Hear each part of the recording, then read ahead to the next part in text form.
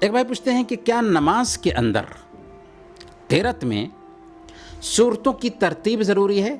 یعنی جس ترتیب سے قرآن کریم میں سورتیں پائی جاتی ہیں انہی ترتیب سے تلاوت کیا ضروری ہے؟ سب سے پہلے تو آپ یہ سمجھ لیجئے کہ آیتوں کی ترتیب اور سورتوں کی ترتیب بھی توقیفی ہے، یعنی اللہ کے نبی صلی اللہ علیہ وسلم نے جیسے ترتیب دیا تھا اللہ کے اشارے پر، ویسے ہی آج قرآن ہمارے بیچ پایا جاتا ہے۔ اب نماز میں بہتر یہی ہے کہ قرآن کی سورتوں کی جو ترتیب پائی جاتی ہے اسی ترتیب کے مطابق ہم تلاوت کریں۔ یعنی اگر کوئی آدمی سورہ الفلق کی تلاوت کرتا ہے تو اس کے بعد سورہ الناس کی تلاوت کرے، اگر سورہ الاخلاص کی تلاوت کر لیتا ہے تو یہ بہتر نہیں ہے۔ لیکن اگر کوئی آدمی ترتیب کے خلاف بھی تلاوت کرتا ہے تو اس میں کوئی حرج نہیں، یعنی جائز ہے، اس سے نماز متاثر نہیں ہوگی۔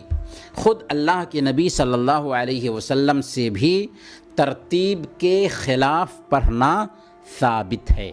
صحیح مسلم کی روایت ہے، حضرت حذیفہ رضی اللہ تعالیٰ عنہ بیان کرتے ہیں کہ ایک رات میں نے اللہ کے رسول صلی اللہ علیہ وسلم کے ساتھ نماز ادا کی تو آپ نے سورہ بقرہ پڑھی اور اس کو ختم کر لیا۔ ایک ہی رکعت نماز میں آپ سورہ فاتحہ کے بعد سورہ بقرہ پڑھتے ہیں اور اس کو ختم کر لیتے ہیں، پھر آپ نے سورہ نساء شروع کر دی۔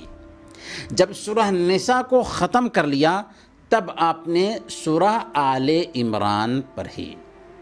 تو اس سے اندازہ لگائیے کہ اللہ کے نبی صلی اللہ علیہ وسلم نفلی نمازوں میں کس قدر طویل قرأت کرتے تھے، اور یہاں پر جو بیان کرنے کا مقصود ہے وہ یہ ہے کہ اللہ کے نبی صلی اللہ علیہ وسلم اس نماز میں سورہ بقرہ کے بعد سورہ نساء شروع کرتے ہیں اور پھر سورہ نساء کو ختم کرنے کے بعد سورہ آل عمران شروع کرتے ہیں۔ اس سے پتہ یہ چلا کہ نماز میں سورتوں کی ترتیب ضروری نہیں ہے، لیکن ترتیب سے پڑھیں تو بہتر ہے۔